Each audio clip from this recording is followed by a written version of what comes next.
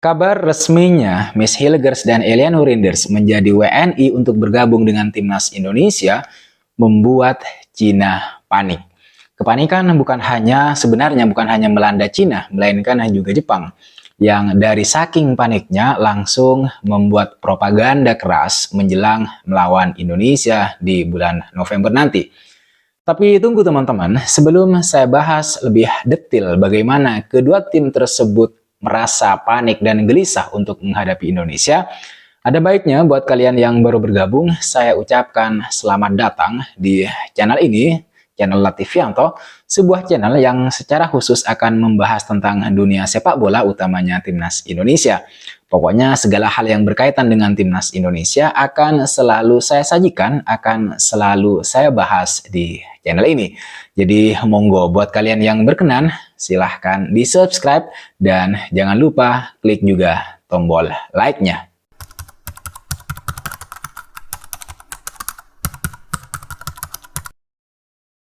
Saya mau memulai ulasan di video kali ini dengan kabar resminya Miss Hilgers dan Eliano Rinders menjadi warga negara Indonesia, di mana kedua pemain ini sudah menjalani prosesi sumpah setia menjadi warga negara Indonesia pada tanggal 30 September kemarin, di mana tempatnya adalah di Belgia.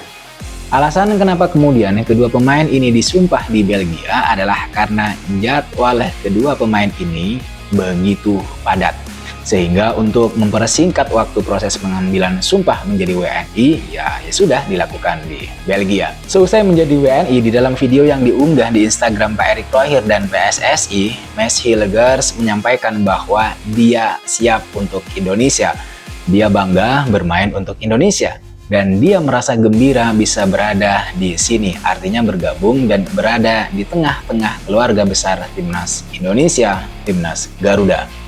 Dengan selesainya proses Miss Hilgers dan Eliano Rinders menjadi WNI, maka PSSI kini tinggal mengurus proses perpindahan federasi dari KNVB ke FIFA.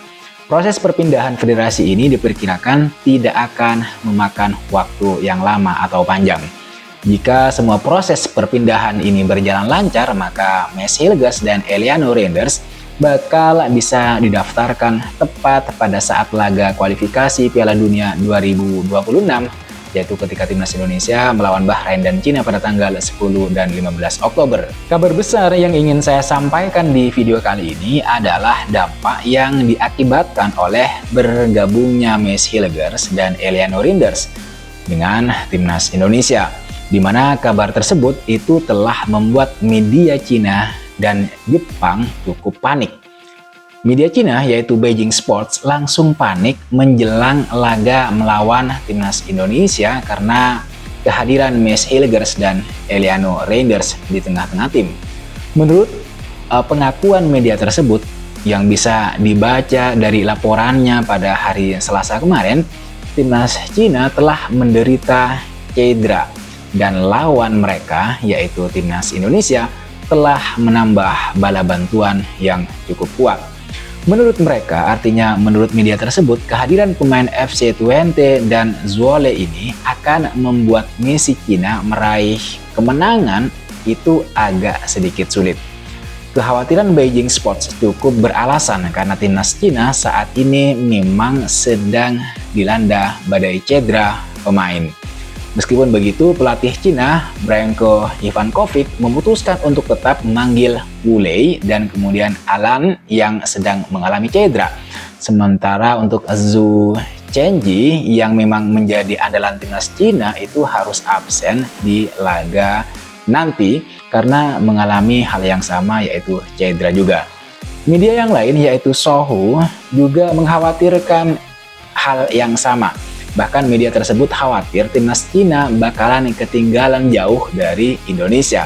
Menurut Sohu, sepak bola Cina itu akan semakin tertinggal dari Indonesia jika CFA, yaitu Federasi Sepak Bola Cina, tidak segera berbenah. Media tersebut menulis bahwa jika sepak bola Cina masih belum bisa memiliki pemahaman yang jelas dan terpadu tentang pemain naturalisasi, maka bisa diperkirakan saat pertarungan sengit melawan Australia dan Indonesia nanti, Cina bakal memasuki masa sulit dengan peluang menang yang cukup kecil. Ini kekhawatiran media-media Cina.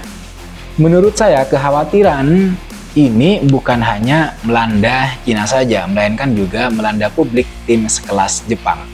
Kalau tidak panik, ngapain juga salah satu media asal Jepang, yaitu Koli.jp, harus membuat propaganda keras menjelang timnya, yaitu Jepang, melawan timnas Indonesia di lanjutan putaran yang ketiga kualifikasi Piala Dunia 2026 zona Asia Grup C yang akan dimainkan pada bulan November nanti.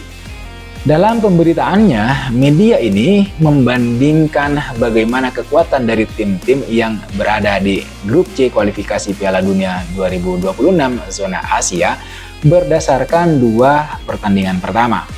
Media tersebut menulis kalau timnas Jepang adalah senior dari tim-tim lain di Grup C. Maka tidak heran jika mereka berhasil memimpin klasemen sementara Grup C dengan perolehan 6 poin yang didapatkan setelah menggasak Cina dan Bahrain. Dikatakan oleh media tersebut kalau Jepang adalah senior gitu ya, senior sepak bola Asia, dan tim ini dikatakan telah menunjukkan reputasinya dengan mengagumkan di 2 laga awal. Lebih lanjut, media ini juga menyoroti hasil pesaing-pesaingnya di Grup C, dan yang membuat sedikit geram, media ini menyebutkan jika timnas Indonesia adalah tim yang lemah. Kalaupun Indonesia adalah tim lemah, jika dilihat dari peringkat FIFA, sebaiknya media tersebut harus menghormati setiap lawan termasuk Indonesia. Harusnya itu yang dilakukan. Akan tetapi karena media tersebut juga panik lantaran Indonesia yang semakin kuat di putaran ketiga dengan ketambahan 2 pemain yang sudah resmi disumpah menjadi WNI, media tersebut akhirnya harus membuat propaganda keras dengan mengatakan bahwa Jepang adalah seniornya sepak bola Asia.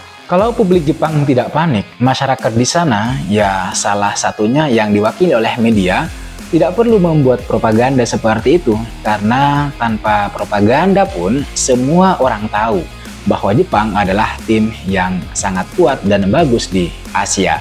Itu tidak perlu disampaikan ke publik, apalagi dengan memanas-manasi Indonesia yang disebutnya sebagai tim yang lemah. Dengan menaikkan laporan seperti itu, maka semakin ketahuan kalau publik Jepang sebenarnya ya khawatir dengan perkembangan sepak bola Indonesia yang semakin pesat belakangan ini. Terutama dengan misalnya kehadiran Messi Hilgers dan Eliano Reinders yang pasti akan bermain saat timnas melawan Jepang di bulan November nanti. Jadi mereka sudah hati-hati dan mungkin ini adalah bentuk saywar. Sejatinya media Jepang ini mengakui dan memuji kiprah timnas Indonesia di Grup C. Bahkan media ini juga terkejut dengan 2 hasil imbang yang diraih skuad Garuda atas Arab Saudi dan kemudian Australia, yang membuat Jai Itses dan kolega bisa duduk di posisi keempat klasemen sementara. Tentu ini di luar dugaan, di mana yang pertama 2 tim sebelumnya dari Asia Tenggara yang berhasil mencapai putaran yang ketiga kualifikasi itu hanya bisa menjadi tim juru kunci. Itu dialami oleh Thailand dan kemudian Vietnam. Yang kedua, sebelum putaran yang ketiga dimulai, banyak media yang memprediksi bahwa Indonesia hanya akan menjadi pelengkap saja di Grup C. Indonesia dinilai hanya akan menjadi lumbung gol oleh tim-tim kuat Asia seperti Arab Saudi, Australia, dan Jepang itu sendiri. Tapi siapa yang menyangka bahwa Indonesia bisa menahan imbang Arab Saudi yang bertindak sebagai tuan rumah. Arab Saudi bukan hanya tuan rumah saat itu, tapi juga sebuah tim yang sudah beberapa kali tampil di Piala Dunia dengan seorang pelatih yang berkualitas seperti Roberto Mancini. Kemudian, siapa juga yang bisa menyangka bahwa Indonesia akan sukses menahan imbang Australia? Kita tahu semua Australia ini. tim raksasa lainnya dari Asia yang sudah menjadi langganan tetap Piala Dunia. Bahkan di Piala Dunia 2022, Australia berhasil menembus babak 16 besar. Melihat permainan Indonesia yang berhasil mengimbangi permainan tim-tim langganan Piala Dunia seperti Arab Saudi dan kemudian Australia di dua laga awal, apalagi sekarang Indonesia ketambahan dua pemain grade A yaitu Maes Hilgers dan Eleanor Rinders, terutama Maes Hilgers yang berhasil membantu timnya atau klubnya yaitu Twente menahan imbang Manchester United di Liga Eropa. Ini membuat publik Cina semakin panik dan gelisah. Bahkan mereka pesimis timnya bakalan memperoleh 3 poin saat menghadapi Indonesia. Jepang yang notabene dikenal juga sebagai tim besar dan bagus saat ini, publiknya juga gelisah sampai-sampai harus membuat propaganda besar bahwa Jepang adalah seniornya sepak bola Asia. Saya kira patut ditunggu gitu ya, bagaimana nanti Indonesia menghadapi tim-tim seperti Bahrain, Cina, dan kemudian Jepang. Saya kira itu teman-teman yang bisa saya bahas, yang bisa saya ketengahkan di video kali ini. Terima kasih buat kalian yang sudah menonton video ini sampai selesai. Dan di akhir video ini saya juga ingin mengucapkan banyak terima kasih buat kalian yang sudah subscribe, buat kalian yang sudah memberikan komentar, kritik, saran, dan masukannya. Sekali lagi jangan lupa like, comment, dan subscribe. I'll see you on the next video.